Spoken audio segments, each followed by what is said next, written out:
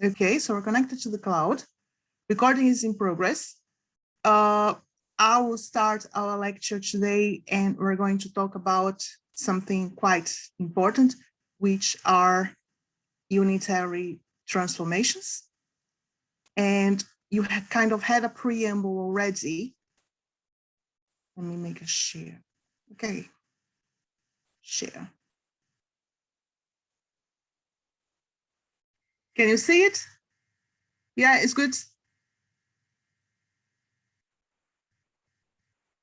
So what we're going to do is, we had already seen a little bit of this when we talked about change of base, but we're going to do this more systematically.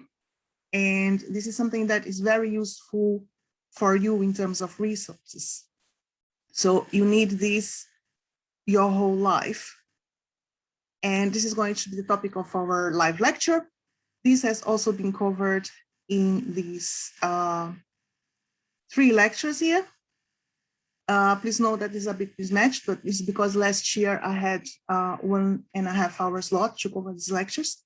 So in part 2, you will see time-dependent unitary transformations. In part 3, you have an application, which is the Gopet-Mayer transformation.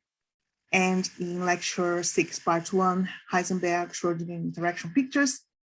And that's what I am intending to cover today. Do have a look at the asynchronous lectures, either on streams or on YouTube. You find them using this hashtag. Now I am uploading also these recordings because there is some difference from what I did last year, and this difference started 2 weeks ago. So I'm making this everything available. Just so that we see, we are going to look at this. I don't think we're going to go as far as to level atom, but the intention is that we start to cover unitary evolution. So we by now should all be familiar with basis changes, but an announcement, because some people asked me concerning the 4th question, I forgot a H bar. So for simplicity, in part 1, set H bar equal to 1. It's because in my research, I work a lot with atomic units, and sometimes, I don't know if you heard of Freudian slip. This is when you don't intend doing something consciously, but your subconscious does that to you. So this is kind of what happens sometimes. So please set H bar equal to 1, or specify if you have done it with H bar. Okay, H bar is equal to 1. This is question 4, part A, where you had to expand a system with Hamiltonian H, and you had to consider this measurement. Some people have asked me, and I'm making this clear to you now. And this part of our module related to unitary transformations in time evolution, this is a preamble for non-classical light. We're going to see a little bit of light-matter interaction in non-classical terms, but it's going to be we're just going to brush on that, because if you want to see this in more detail, there are quantum optics courses, quantum information courses where this is covered. And these unitary transformations are useful if you need to change representation.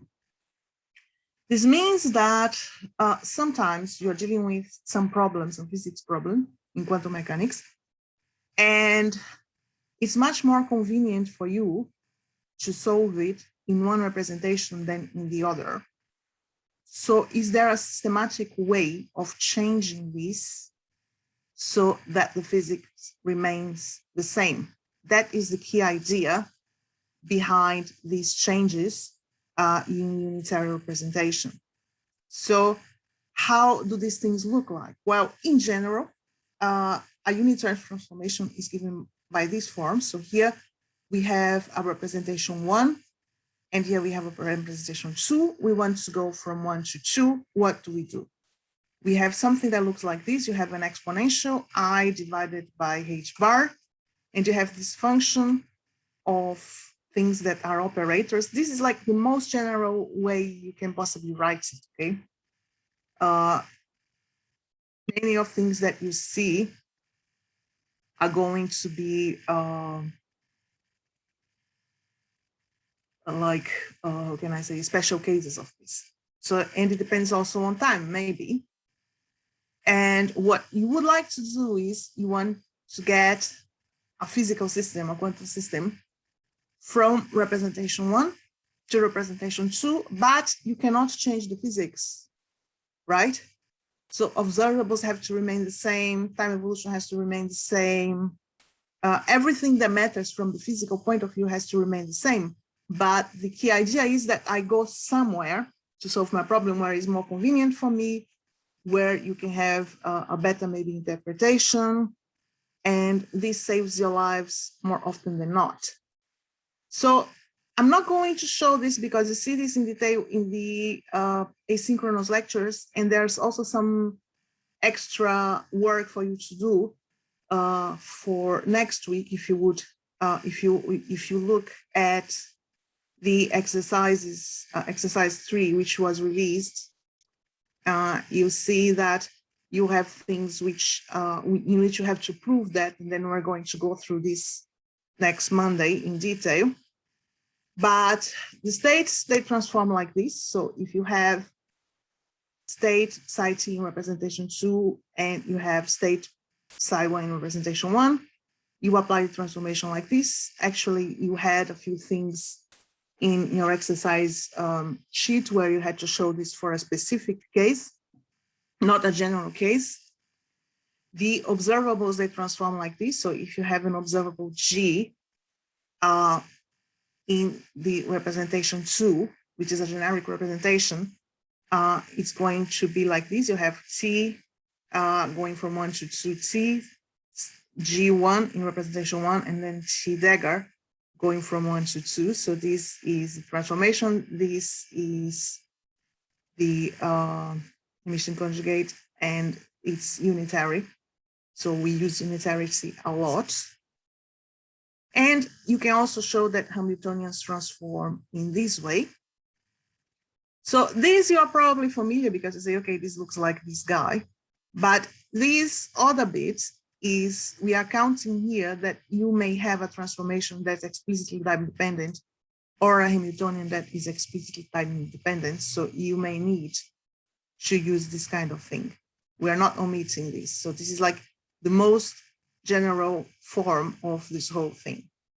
And you can prove this by assuming that the time-dependent Schrodinger equation remains invariant. So you write time-dependent Schrodinger equation representation 1 in representation 2, and then assuming that this has to hold, because a big prerequisite for us is that the physics has to remain the same, then you can show that the Hamiltonians transform in this way.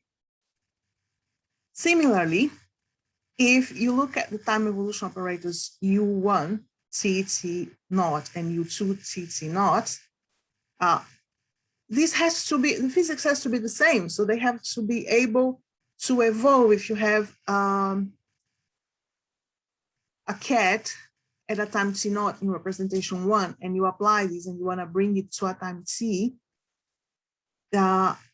this has to evolve in this way. So to get a cat psi 1 T in representation 1. So you basically, in that particular picture, you took it from C naught to T, and the same holds for representation 2.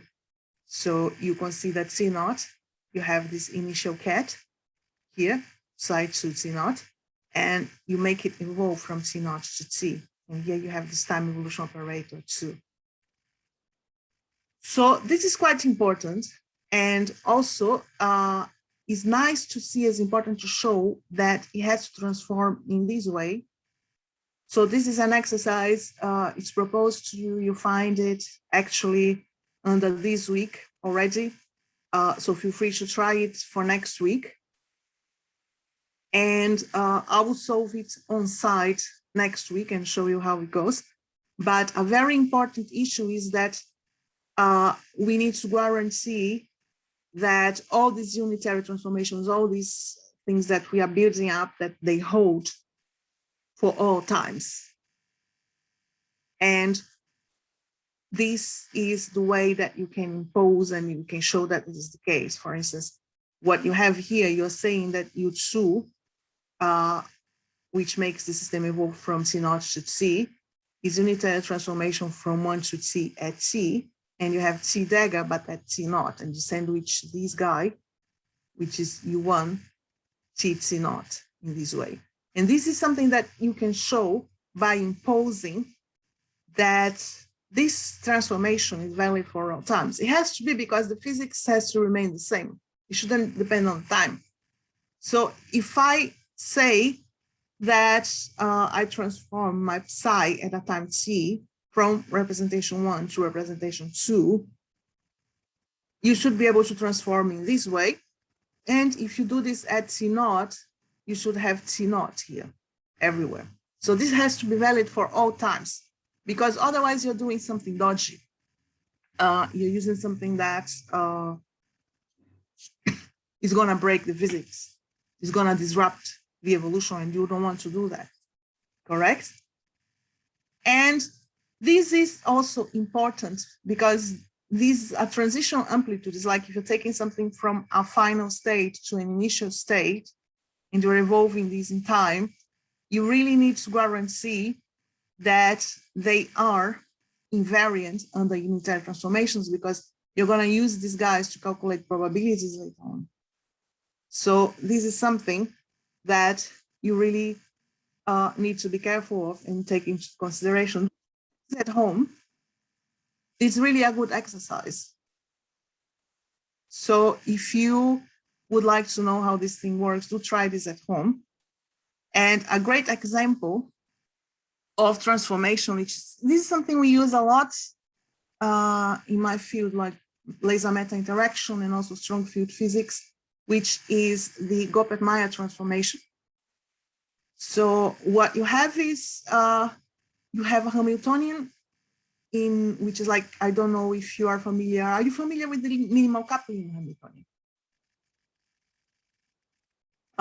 So if you're familiar with the Hamiltonian, this is how it looks. So we are describing here, and this is also known as velocity gauge, is you have a particle, and this particle is coupled to an electromagnetic field. So this changes here via this momentum. And this particle has charge Q, mass M, and you have here the potential, which is the binding potential of this particle, and it's coupled here via this momentum. So if you saw, you may have seen the classical counterpart in electromagnetism, it's called minimal coupling. In Hamiltonian, minimal coupling Hamiltonian, velocity gauge Hamiltonian. And she divides the transformation to go from this to the length gauge or the other way around. Sometimes it's also known as Goppert-Meyer gauge. She won the Nobel Prize, but not for this, for the shell model, for something else. So let's have a look. If this is what we call dipole approximation, we're going to come back to this later on in more detail. But if the vector potential A, R, and T is approximately A0T, which means that you don't need to take into consideration how it depends on R, because you have wavelengths which are much larger than the characteristic dimensions of your system. Then you can say that this vector potential and the corresponding operator, or the function here, we don't have an operator, just have T. Here it was an operator because it was a function of R, which is an operator, is going to depend only on time. So in this case, H1 is equivalent to this expression. And this is quite different. You see, what you have here is you have something which depends on the electric field, And this electric field is minus the time derivative of this vector potential. And you can go from one to the other applying this unitary transformation. And this example is quite nice because it shows you a lot of things. In fact, you need to use unitary transformation, you need to use time dependence, you need to use commutators. So it's like when people would say, show me what you've got, and show me how this works. This is a very nice example because you can see a lot of. So functions of operators, which we have also briefly touched upon, how we deal with a function operator, that you can expand this function, or how do you treat this. It has a transformation that is time dependent. You can see here you have an explicit time dependent. This transformation is unitary. If you don't believe me, you can verify immediately, because you take t dagger, you're going to change the sign of this I and multiply t dagger is going to give you the identity. And you have to deal with commutation relations because you have P, you have R, and you have R also in this transformation. Okay, so this is kind of a tough example, but it's very nice because eventually we're all trying here to learn things that we are going to apply to our research in the future. And you can see here how you go from one gauge to the other. And this Hamiltonian is pretty much considering some kind of effective potential, and that this is some quantum counterpart of a time-dependent dipole. Okay, so let's have a look. We're going to start from this equation, which is something that we have said. If you have Hamiltonian in representation 2, and you do this transformation, moving from 1 to 2, you can show by assuming that time-dependent Schrodinger equation is invariant, that you have H1 T dagger, H2, and that you have this other bit.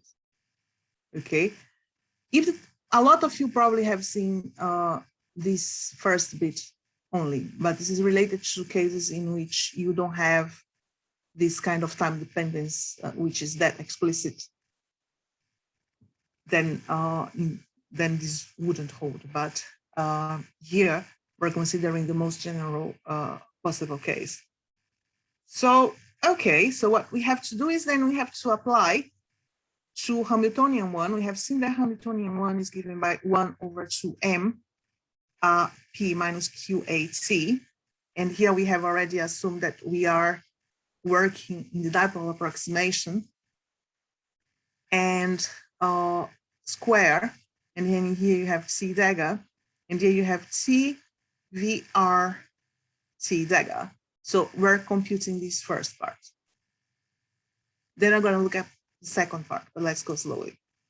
So what you need to use here, you need to use commutation relations, unitarity, and factorization of operators. So it's very, for instance, convenient to open this up to make this as the scalar product of P minus QAT twice, and then use that T dagger is equal to 1 and make like this T, P blah blah, T dagger, T, and then have another factor here. So you can use factorization, and you need to use commutation relations to show that this guy is going to vanish. Do have a look at the asynchronous lecture if you are in doubt.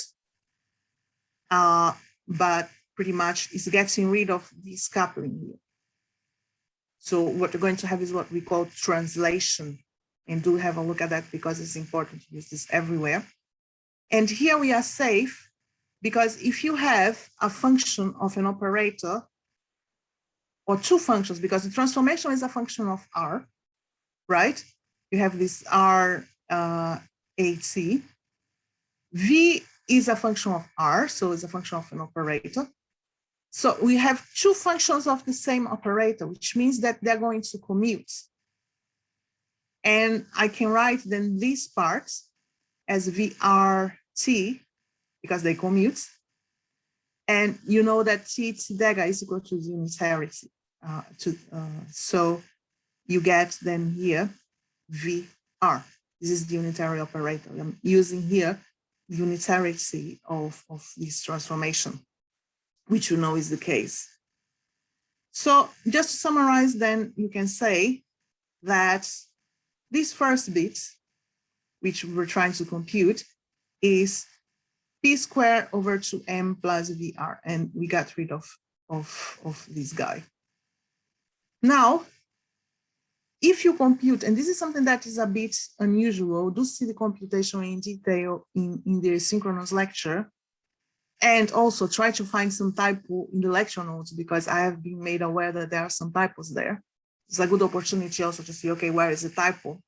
Do redo the computation and try to spot it. It's really a good exercise, because people, especially people who are going to work on optics, you come across these a lot if you're dealing like with time-dependent problems. So it's worth having a look at it in detail, and you can show that if you do all these things, you are going to end up with the derivative of the vector potential, which is minus the electric field, t dash. Here you have -1 and you have I squared, so cancel this out. And you find then that you get this type of expression.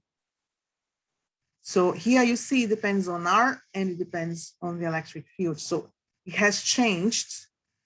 And this is what I've already mentioned, that setting ART as AT, this is known as dipole approximation. This is valid for long wavelengths. If your wavelength of your radiation is much bigger than the distances that you're probing. For instance, if you're probing atoms and you're coming with some near infrared field or mid infrared field, this is okay.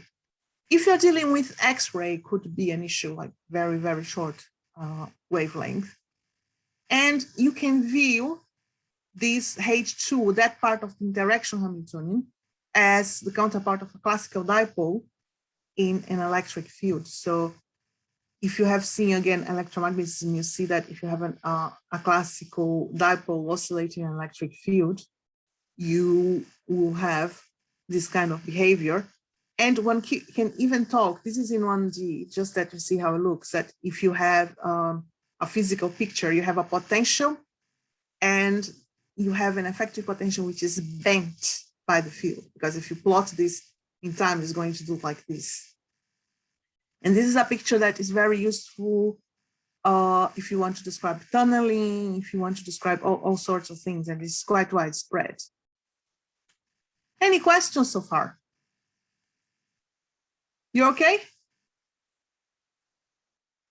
You're quiet today, but these issues are quite important. So if you have any questions, do let me know.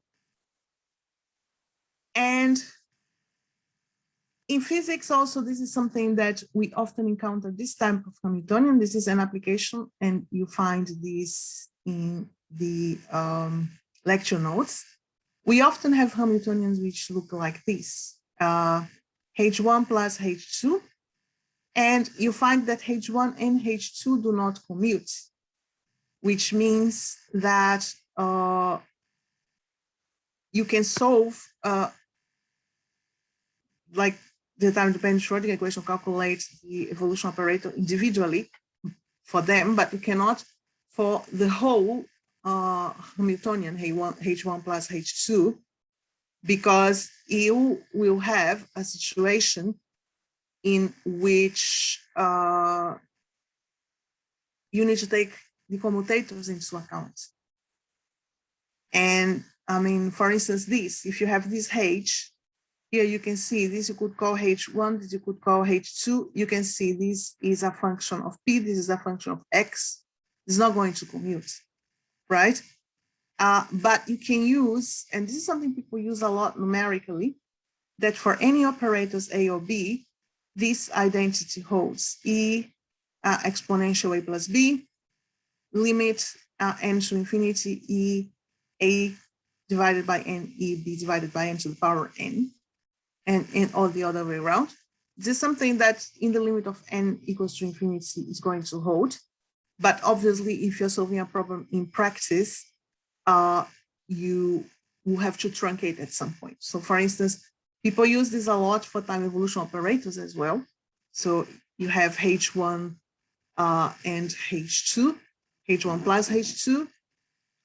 You consider this limit and you take these things in this form. You know what U1 should be, you know what U2 should be. They depend on H1 and on H2. Here we are assuming that the Hamiltonians are time independent. And the interpretation is that the full evolution can be approximated by splitting T into discrete slices and alternating between H1 and H2. So you have to see, and you need to use, for instance, a benchmark, and you can expand this. It's a function of operators and exponential. You can expand this to some orders. Then you do for one, you do for the other one, you multiply, and you try to see when it fails. So if you go further, you see how it looks. So it's important for you to know where you can then truncate these things. And what you have to explore, this is a bit of an art if you're dealing with this kind of problem, but you need to explore the compositions to achieve the desired accuracy that you're looking for in your expansion. If you cannot deal with the commutators, which sometimes you cannot. And this idea is also very much associated with time slicing techniques, which people use also for time-dependent Hamiltonians. So for those who have heard of path integral methods, these kind of things, what you do is you have some evolution of some Hamiltonians which can be time-dependent, and you consider time slices.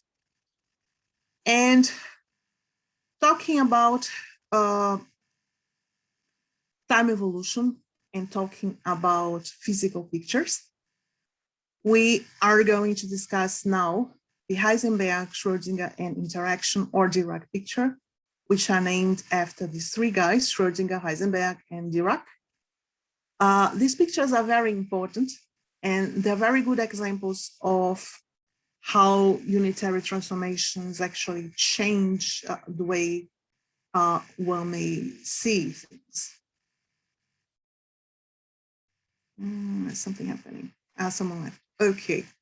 So in the Schrödinger picture, what is happening is that you have state vectors evolving in time, and you have observables remaining constant in time. So we're going to then have, it's the situation that we have been looking at, right? That you have a time evolution operator UT, which is taken from 0 to t. You have an initial ket, state vector psi naught. You evolve it from 0 to t, and you obtain psi t. So what you see is that the ket is evolving, but if you have an observable, if you have whatever, you know, it is kind of remaining constant. Now, in Heisenberg picture, you have a situation that the state vectors remain constant, but because we have seen that the physics cannot change, it's absolutely necessary that you bring the evolution somewhere. Because if the state vectors don't evolve, if you make them constant, something else has to evolve, which means that the operators are going to evolve. In the first situation, the Schrödinger picture, you have a state vector that is evolving from 0 to t, and you have operators that are remaining constant. And in the Heisenberg picture, you have the opposite situation. You have state vectors that are constant in time. But if you don't bring this evolution somewhere else, you will be in trouble, because we have seen when we started to talk about unitary transformations and unitary evolution and all that, and changing the physical picture or changing representation, that the physics has to remain the same. So there was a whole framework that was created to avoid us doing dodgy things, right? So we need really to guarantee then that something is going to evolve. So basically, transformation to go from one to the other is to get the inverse of the time evolution operator, which makes sense because if I'm making this evolve using this time evolution operator, and this has to be fixed, then I have to find a way of incorporating this time evolution operator in the operators, or bringing the state back so that it's always frozen somewhere at some time. So this means that the Heisenberg picture wave function, or here cat, at a time t, is going to be the Schrodinger picture, which is this guy, at a time t. So I evolved from 0 to t. So this is psi Schrodinger t. But I apply this transformation, which is bringing it back, which is freezing it. So you have then that it is the same that you had in psi 0, because we know that this is going to cancel out. Is that clear? Because, I mean, my point here is that you need to know how you are transforming things. And you need to know that sometimes it's more convenient for you to use one type of representation, sometimes it's more convenient to you to use another type of representation. But you need to make it clear in your head that the physics cannot change. So we're going to pay a price for having done this. And we need to see that the time evolution then is going to be in the operators. So let's have a look. We can see, as I said, this is the identity operator. So here we are using the fact that the time evolution operator is unitary. And if we move on, and we see that this guy here is this transformation here. So if we move on, and we know we are in the Schrodinger picture, we then ask the question, how can we transform and how do we obtain this? We could do the following. We could say, okay, we know how this has to transform, and then we can actually see that this is going to happen. But one way, like using that initial formula that I provided for operators and things, okay, how do they transform? But one thing that is very important to us is also to see how, because we know, we mentioned, okay, transition amplitudes, expectation values, this has to remain invariant when you shift from one picture to the other, because if they didn't, you would be changing the physics, right? You don't want to change the physics. So what you're going to do is you're going to assume that the observables have to remain invariant. They have to. This is like a prerequisite. Otherwise, the transformation is absolutely dodgy, and you have to look for something else. Okay, so let's consider the Schrodinger picture. How do you calculate the expectation value? Well, what you do is, you know, that here you have psi t, bra, agree? And here you have psi t,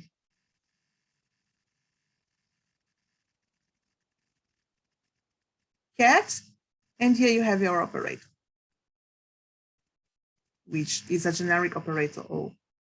So this is our expectation value.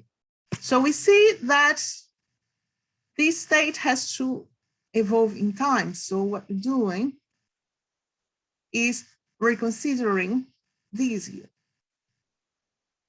the dual of this guy, which is ut applied to phi at a time 0.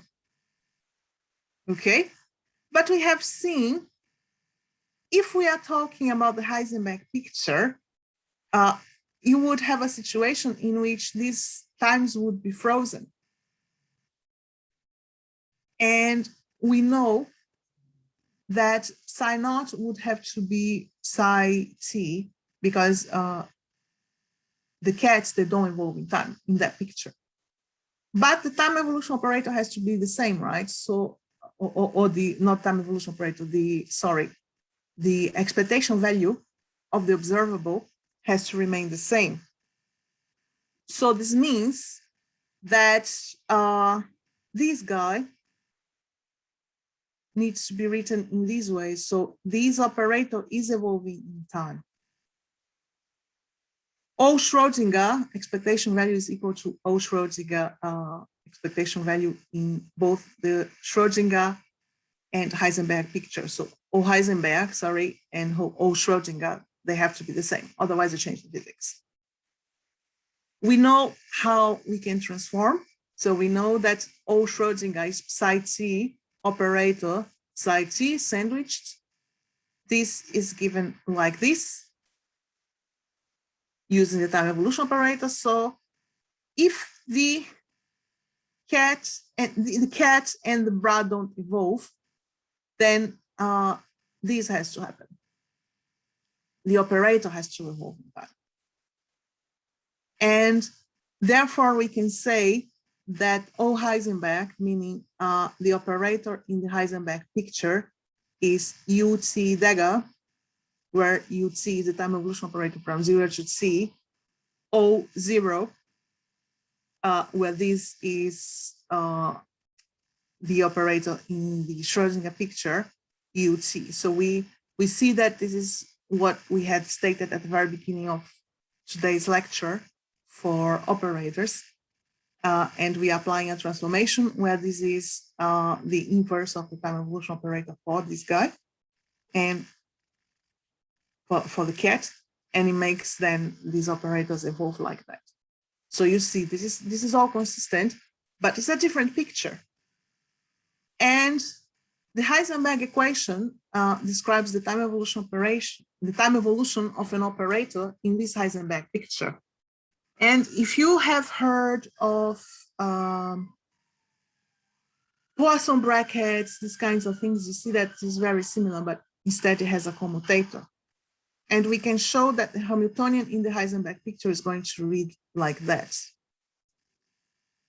And if you would like to have a look at the derivation, do check the asynchronous lecture. You need to start applying DGT to this operator in the Heisenberg picture. You get things as a function of the Hamiltonian. You need to consider that this is dependent on time, this is dependent on time, this not. But here you can see everything for consistency. And you need to use the time-dependent Schrodinger equation for time evolution operators, which is something also that you will find in the asynchronous lectures, that we really need to show that they is something that I emphasized some weeks ago, that time evolution operators, they have to satisfy the time-dependent Schrodinger equation. Again, we're looking for consistency here. If they don't satisfy that, then you have something that is dodgy. So you need to use these kinds of things, and you find this Heisenberg equation. And if this holds, if the commutator of your operator with the Hamiltonian is 0, then you know that this operator is going to be constant in time. It's like the quantum equivalent of a constant of motion, if you wish. And the expectation values, in fact, are going to be constants of motion. And a few remarks about this picture is that it can be convenient Heisenberg picture, because these fixed bases we're stating and we are imposing by using a transformation that is the inverse of the time evolution operator, that our cats are not evolving. So we have a fixed basis. And in some ways, this can be more mathematically pleasing depending on the problem that you're taking care of, because then you make the operators evolve. And it generalizes more easily to relativity. Also because it has a lot of analogies with classical physics. Those of you who have taken care or have looked at theory of dynamical systems, you see how similar this is. It has a lot of analogies. And one important point is that actually these matrix mechanics, which was introduced by Heisenberg, and all these notations, they came before Schrodinger's wave mechanics. But it didn't catch on because it was too weird for people when mathematics was a bit too different. But in both ways, you are describing the evolution of a quantum system. You just need to see what you're going to use and what is more convenient for you. And last but not least, we're going to talk about the interaction picture or the Dirac picture. And the idea is that in many problems, the Hamiltonian autosystem that you are studying, they look like this.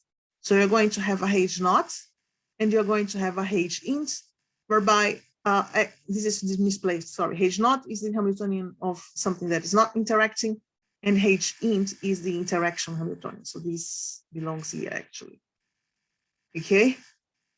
For instance, here, we talked at the beginning we had a look at this Gopat-Mayer transformation. This is H naught, and this is the interaction. So if you consider you have like an atom or a system interacting with a field, this is going to be your H naught, and this is going to be your H int. So many problems of physics are like that. And actually we use this a lot. We use this, for instance, when we deal with perturbation theory, we use when we deal with many of these things. And sometimes you're not interested you're not interested in what is happening to H naught. You're interested in the interaction. So it can be very convenient to remove the dynamics that are caused by H naught from the picture. So you have a time evolving state in the Schrodinger picture, and you don't want to remove all the evolution, but you want to remove the evolution that is caused by H naught. So what do? Aha, you consider this. So you have that your psi in the interaction picture is U naught dagger psi Schrodinger T. So instead of applying a unitary transformation that is the inverse of all the time evolution, you apply a unitary transformation, which is the inverse of only the evolution that is caused by H naught. So this is the time evolution operator, which is associated to this guy. And this is something that is important. So you see, you are removing this evolution. In the Heisenberg picture, we removed all the evolution and placed elsewhere. We placed in the operators. Now we are removing this, and we are placing this. We're just removing part of it, just the dynamics due to H naught. And one advantage is that the form of the Schrodinger equation is simplified. So you simplify this a lot. And you can use also, this is something that we're going to see next week, you can use this interaction picture to describe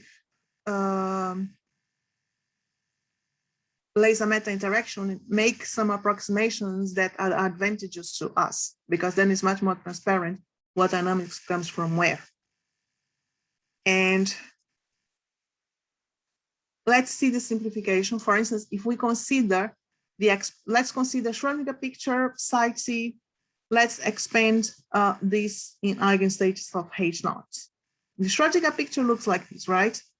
You say you have psi ts. We say we have u naught t psi ti.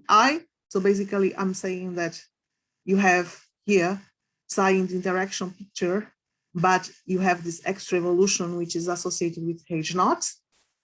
And because we are assuming that we are starting from an eigenstate expansion, you can apply this time evolution operator, and you would have a coherence preposition that gives you then CJT and EJT, where these are phases and these are eigenenergies of H naught. Now, if you would have just the interaction picture, all these phases, they would disappear because you don't have this. You have just this expression. So this makes things much easier. If there's any question, just raise your hand or put in the chat as usual, because I know these things, they can be complicated, especially if you're not familiar with that. So it's really good to try. I mean, here, if you consider this expansion, you just use a closure relation in terms of the eigenstates, and you get the expansion, and you'll be able then to apply this U naught in the eigenstates, and you get these phases. Okay, so it's important to go through this and try to understand. And you're going to focus then on the evolutions of these coefficients, which are actually the overlap of psi with the eigenstates. And you're going to ignore the extra phases. And this can be quite useful, for instance, if you're dealing with time-dependent perturbation theory. And Dirac used this, for instance, when he was looking at how the constants vary, something that we're going to see later on. So he was looking at this coefficient and he made some kind of analogy, just quite useful. And for the operators, what we have something like this. Again, going from one representation to the other. But what we consider then is that we have the time-dependent Schrodinger equation. So here, and we have U naught. So this is only the evolution associated with the Hamiltonian H naught. So if we insert this in the Schrodinger picture and say the cat at time t in the Schrodinger picture is U naught t, applied to the cat in the interaction picture, we can show that in the Schrodinger picture, this is time-dependent Schrodinger equation, right? You have H psi t, and here you have I H bar d dt psi t. Expand this, so you have I H bar d dt U naught psi t in the interaction picture. Apply the derivative to this product, and you see that you get this expression. And you can show, if you tidy up, that you end up with this. So you can also put this on this side, H minus H naught, and you can multiply from the left with U0 dagger. This is unitary, so this goes away. You have U0 dagger here, U0 dagger here. You see what you get. You get that time-dependent Schrodinger equation again, right? Which you should, because the physics shouldn't change. However, this is different. You have something which has here on the left-hand side, the state vector in the interaction picture, and here you have the Hamiltonian in the interaction picture. So it's H minus H naught. So what is left is the interaction Hamiltonian and the transformation, which is U0 dagger, and here U naught. So this is how also Hamiltonian transforms. So this whole thing on the right-hand side is your Hamiltonian in the interaction picture. So you can write it like this. Schrodinger equation remained invariant, which has to. It really has to remain invariant. So you see that you still have an evolution, but maybe you will be able to analyze this evolution in a different way. And an important issue here is that in the Dirac picture, both the bases and the operators, they're carrying time dependence. But in the interaction picture, it allows for operators to act on the state vector at different times. And they're going to form the basis for many newer methods like quantum field theory. As I mentioned, it is like really very used in quantum optics, etc., etc. And both have then time dependence. And just to summarize, with regard to these three pictures, Charging a picture, the observables are fixed. The state vectors evolve like this. In the Heisenberg picture, the state vectors are fixed and the observables evolve like this. And in the interaction picture, the both evolve, but you consider here only that you are getting rid of the evolution associated with one part of the Hamiltonian, which is not the part of the interaction, which is what you are interested in. And both observables and states also evolve. And at the beginning, all pictures coincide. So thanks a lot for your attention. If you have any questions, let me know. I'm stopping sharing. People are quiet today. Do you have any questions? Anything you would like to say? I'll stop the recording now. So if you feel more relaxed, it's also a good opportunity. And we're going to finish also soon. So